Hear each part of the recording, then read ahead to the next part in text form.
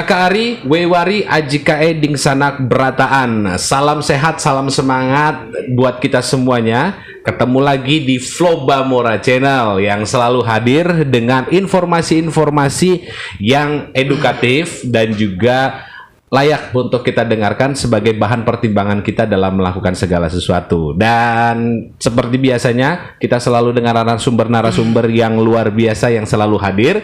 Hari ini kita ketemu dengan satu abang ini. Saya baru kenal juga, tapi ternyata abang ini memiliki informasi, memiliki kemampuan yang luar biasa. Anda tahu Kota Samarinda? Tanpa dia ya jalan aja sih. Baik, kita kenalan dulu deh sama abang di samping saya ini. Dengan siapa nih namanya nih Pak? Baik, ini Bung Sandes ya. Ya, Sandes. Nama saya Tajuddin Hussein ya. Oke. Dilanjut. Ya, Tajuddin Hussein. Tajuddin Hussein. Assalamualaikum warahmatullahi wabarakatuh. Waalaikumsalam. Ya, selamat siang, salam damai untuk kita semua. Ya. Asam di gunung, ikan di laut, bertemu dalam wajan, enak dimakan. Asik. Ya. Walaupun kita berbeda-beda, ya, tetap punya satu rumah, namanya rumah Flobamora. Sadar, luar biasa. Ya. Jadi Bang Tajuddin ini sehari-hari dipanggil nama siapa? Bang Taju, Bang Udin, apa Bang Hussein? Biasanya ada yang suka manggilnya Bang Taju, ada yang suka manggilnya Pak Taju, ada suka manggilnya Pak Tajuddin. Terserah yang mau manggil gitu ya. Yang jelas kalau Hussein itu nama bapak saya ya. Oke, jadi gini aja, karena kita di Samarinda selalu akrab dengan nama Udin, kita panggil Bang Udin aja ya. Bang Tajuddin luar biasa sekali. Siap. Sehat ya? Alhamdulillah sangat sehat hari ini. Sehat. Ya. Dengan berbagai drama, seharusnya kami sudah mulai dari tadi. Tapi nggak apa-apa lah, semangat kita tetap ada. Oke, siap. Baik, itu tadi perkenalan singkat dengan Bang Tajuddin. Nah, sekarang di Flobamora sendiri, Bang Tajuddin ini sebagai apa?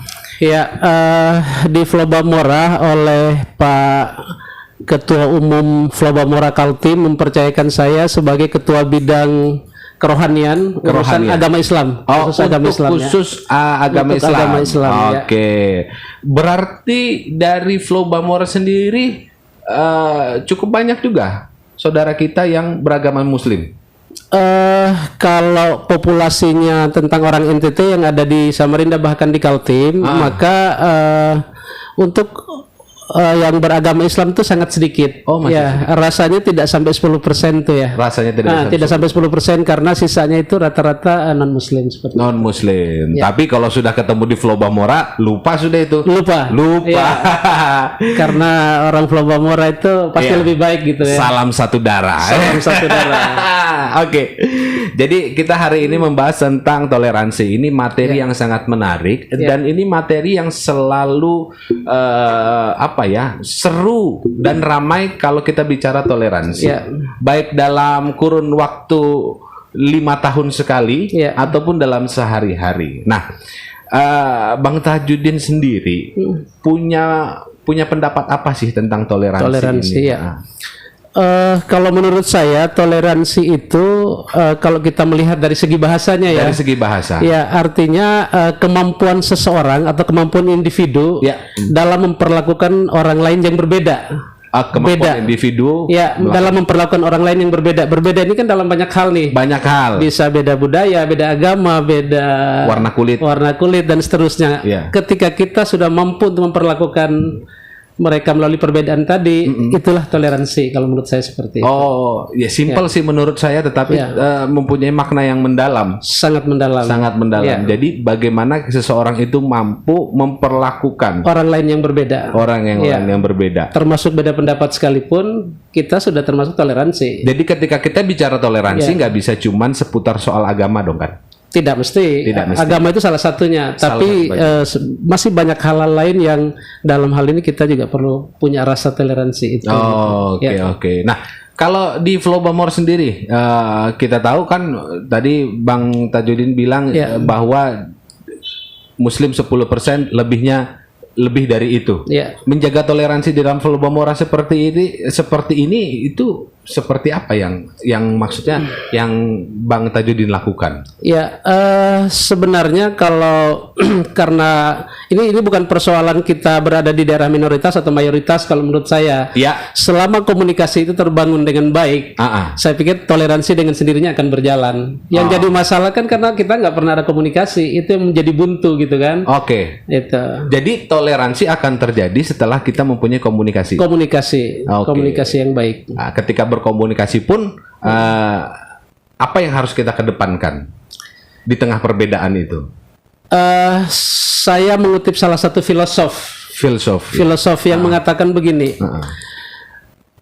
Ketika kita sudah mau berpikir seperti apa yang orang lain pikirkan, kita sudah mau berpikir seperti apa yang orang lain pikirkan. Jangan pernah memaksakan orang untuk berpikir seperti apa yang dipikirkan kita gitu ya. Tapi itu kan jadinya kita kayak apa ya? Kayak lemah dong.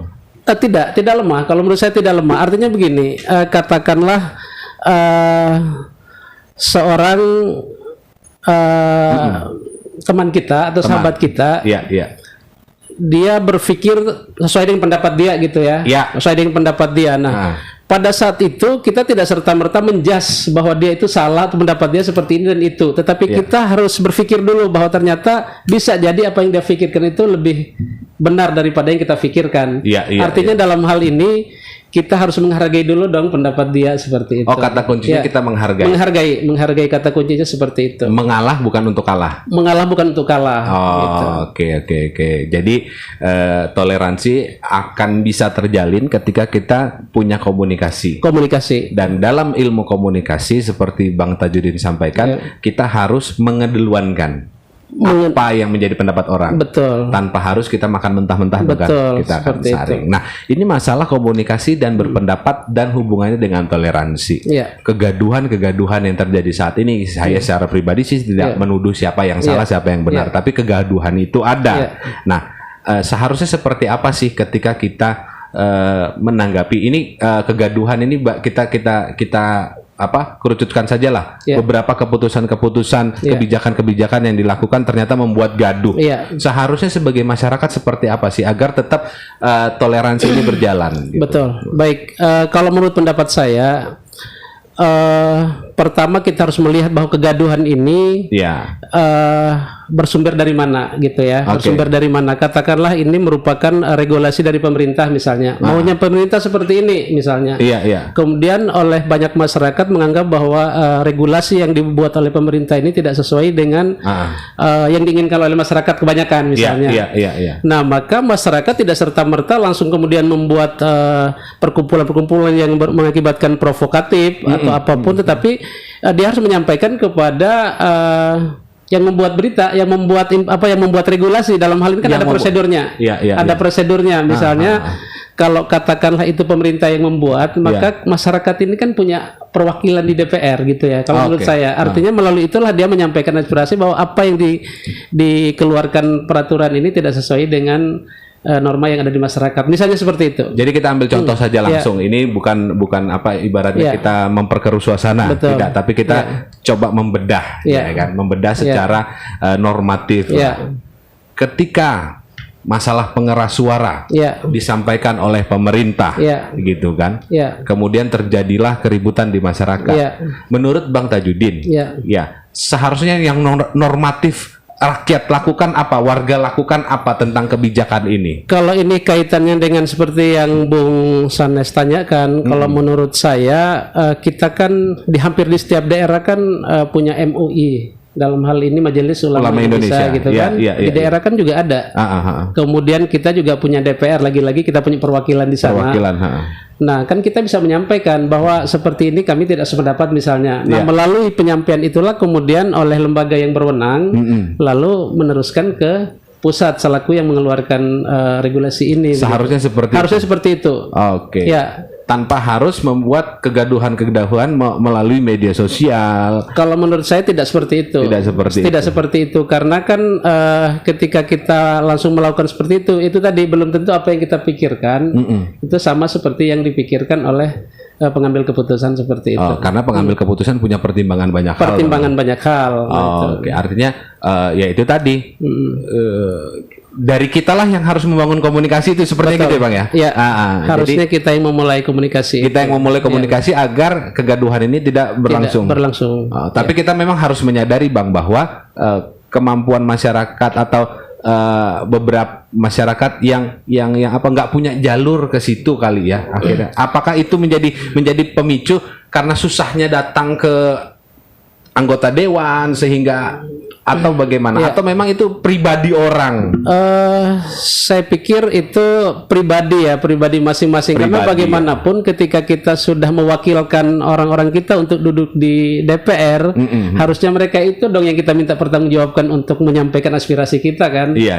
Nah, kalau kita diamkan, bisa jadi teman-teman di DPR atau bapak-bapak perwakilan kita di DPR mungkin merasa bahwa berarti regulasi ini nggak ada masalah ini, aman saja di bawah gitu ya. Nah, harusnya kita sampaikan dong bahwa saya tidak suka karena alasan saya begini. Gitu. Oke. Nah itu pentingnya lah anggota dewan yang sudah selama ini kita pilih. Oke, ini mengkerucut tadi ke kasus soal yang baru-baru saja terjadi. Nah sekarang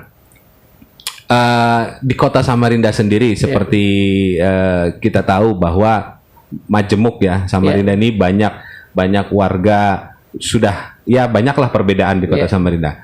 Dari pandangan Bang Tajudin sendiri, tingkat toleransi di Samarinda seperti apa sih? Saya kepengen membawa sebelum sampai Samarinda itu saya pengen bawa dari NTT langsung ke sini. Dari NTT dulu ya, berangkat dari NTT. Yang saya pahami, Bung Sanes, di NTT itu kan termasuk toleransi khusus untuk toleransi antar umat beragama itu luar biasa. Saya sepakat. Sangat luar biasa. Saya sepakat. Sebagai contoh, karena saya ini juga karena besarnya di NTT, saya sangat paham itu. Sebagai contoh, misalnya katakanlah pada saat orang Muslim melakukan salah satu hari raya, katakanlah hari raya Lebaran, kayak kita kenal ya, hari raya Idul Fitri atau Idul Adha kita sebut sebagai Lebaran misalnya. Pada saat kita melakukan sholat Id, pada saat Lebaran itu, justru warga-warga atau saudara-saudara kita yang non-Muslim malah menunggu di luar masjid, menunggu menjaga kita yang lagi sholat. Nanti setelah sholat terus kita rame-rame makan di luar. Setuju. Setelah selesai sholat gitu ya. Demikian juga sebaliknya ketika saudara-saudara kita yang non-Muslim melakukan ibadah seperti pada saat Natal atau Paskah misalnya. Ya kita tunggu begitu selesai keluar kita rame-rame. Kalau di Muslimnya halal bihalal, kalau di situ ya kita kunjungan bahasanya kunjungan. Jadi toleransi seperti itu tuh kan karena sudah turun temurun dari nenek moyang kita terdahulu, sehingga begitu kita berangkat dimanapun kita berada itu pasti selalu terbawa gitu ya. Memang pembawaan sudah dari sana seperti itu. Kulturnya memang begitu. Kulturnya sudah seperti itu. Nah, ketika kita sampai di perantauan, taruhlah sampai di Samarinda. Ya, ketika kita sudah mampu menempatkan diri kita bahwa kita ini berada di daerah orang yang dalam hal ini heterogen tadi, ya harusnya kita bisa mampu membawa diri seperti itu. Mampu membawa diri, kata kuncinya di situ. Dan sebenarnya mampu membawa diri ini sudah pembawaan, karena kebiasaan kita sudah seperti jadi nggak susah membawa diri. Betul. Gitu ya. Seperti karena sudah terbiasa. Kalau di rumah saya kan depan rumah saya itu ada masjid. Jadi ketika sholat Id atau sholat Jumat, parkiran rumah saya itu parkir penuh. Betul. Persilahkan dulu, toh cuman setengah jam paling lama gitu kan. Jadi masalahnya gimana? Nggak ada masalah. Dan luar biasa itu pandangan dari Bang Tajudin seputar toleransi di berangkat dari Flow Bamora. Artinya Flow Bamora ini sudah memberikan contoh ya Bang. Betul. Yang harus kita patut tiru bahwa kita harus membangun toleransi dengan komunikasi. Seperti hari ini, baru ketemu hari ini sama Bang Tajudin, tapi komunikasi kita kayak sudah berapa lama gitu. Betul. Dan saya bisa tenang, karena ternyata beliau bertetangga sama saya. Selain itu beliau kerja juga di dinas yang menangani pembangunan kota Samarinda, sehingga buat saya ternyata kampung saya aman karena ada Bang Tajudin. Walaupun kita berbeda ya Bang tapi merasa aman saya berkat ada Bang Tajudin. Amin. Artinya selagi kita mau menyerahkan segala sesuatunya kepada ahlinya, ya mudah-mudahan semua berjalan sesuai dengan yang kita harapkan. Itu dia, serahkan pada ahlinya. Serahkan pada ahlinya. Ketika yang bukan ahli dia berbicara panjang lebar pun karena dia nggak tahu. Itulah akhirnya gagal toleransi tadi. Gagal toleransi, ribut sana sini hanya karena dia bukan ahlinya. Ahli jalan-jalan hubungin. ahli jalan-jalan, ke sini kita jalan bareng gitu. Iya. Ya. Oke Bang Tajudin, seru sekali. Dan ya, saya mau tanya dulu. Ya. Kira-kira di Flow Bamora sendiri ada bidang kerohanian Katolik, ada bidang kerohanian Islam gitu kan. Dari Bang Tajudin sendiri, apa yang mau Abang lakukan supaya persaudaraan ini tetap berlangsung? Siap. Sebagai yang membidangi agama Islam, tentu kita mencoba untuk menggagasi semua hari-hari besar agama gitu ya. Harus kita coba lakukan. Katakanlah mungkin sebentar lagi kan sudah masuk bulan puasa gitu. Betul, ya. Nah, sepakat. Bulan puasa itu ada istilah kami buka bareng ya, atau buka puasa bersama gitu ya. Saya tunggu acara ya, itu. Saya berharap ada beberapa teman-teman Muslim termasuk Bang Albert sendiri juga Muslim ya. Artinya saya akan mengagendakan itu bahwa teman-teman Muslim yang ada di kepengurusan harus bisa mengalokasikan waktu khusus untuk buka bareng, buka puasa bersama. Nanti kita jadwalkan, mungkin kapan di saya, kapan di Bang Albert, kapan di teman-teman yang lain. Yang jelas salah satunya adalah buka puasa bersama. Kemudian setelah Lebaran, saya juga berharap ada istilah halal bihalal yang sudah lama kita nggak pernah lakukan. Siap. Nah, ketika itu kita lakukan, maka katakanlah kita mungkin mencari suatu wadah atau tempat. Pada saat itu katakanlah orang Muslimnya sebagai tuan rumah misalnya, kemudian yang teman-teman dari non Muslim bisa datang berkunjung. Disitulah terjadi silaturahim. Nah itu seperti itu. Saya berharap itu kami bisa lakukan lah. Itu salah satu program prioritas yang dalam waktu dekat. Siap. Kalau dalam jangka panjang tentu itu tadi, kalau kerohanian ini kan lebih kepada bagaimana kita membangun hubungan baik kita dengan sesama pengurus, sehingga apapun hal yang terjadi di internal maupun eksternal itu kan bisa diantisipasi secara dini lah, seperti itu. Saya usul nanti Bang, waktu bulan suci, bulan suci nanti, bagi takjil gratis. Wah, saya siap membagikan. Mantap itu ya. Mantap. Ada Mbak Ana di depan kita. Siap. Oke Bang, dan begini, waktu juga yang harus memberhentikan kita, karena ya kita sudah saling meluangkan waktu.